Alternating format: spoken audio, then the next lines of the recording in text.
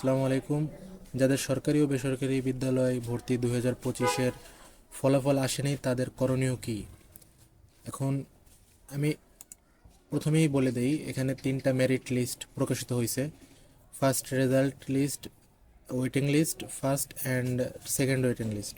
তো আমরা কালকে যারা ছিল বেশিরভাগই ফার্স্ট রেজাল্ট লিস্ট চেক করছিল, যেখানে তাদের ফলাফল আর কি পায় নাই। এখন এটা খুবই স্বাভাবিক যে প্রথম রেজাল্ট লিস্টে না আসলে অনেকে ভাববে যে সম্ভবত তার আর ভর্তি হওয়ার সুযোগ নেই, কিন্তু ব্যাপারটা মোটেও এরকম না। ফার্স্ট রেজাল্ট লিস্ট থেকে কিন্তু সবাই এই স্কুলে ভর্তি হবে না। তো যেই আসনগুলো বেঁচে যাবে তখন ফার্স্ট ওয়েটিং লিস্ট থেকে পূর্ণ করা হবে ফার্স্ট রেজাল্ট লিস্টটা।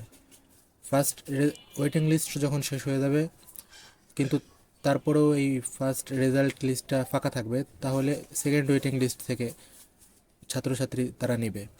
তো এভাবে করে সবগুলো ওয়েটিং লিস্ট চেক করার অনুরোধ রইল। যেমন আমার কাছে একটা আইডিয়া আছে, আমি একটু দেখাই। এখানে সার্চ দিলে ইউজার আইডিটি খুঁজে পাওয়া যায় নাই, অনেকের এরকম আসবে। তো তারা হতাশ না হয়ে আমি পরামর্শ দিচ্ছি এখান থেকে ফার্স্ট ওয়েটিং লিস্টটা একটু চেক করার। এখানেও যেহেতু নাই, সেকেন্ড ওয়েটিং লিস্টটা একটু চেক করে দেখি।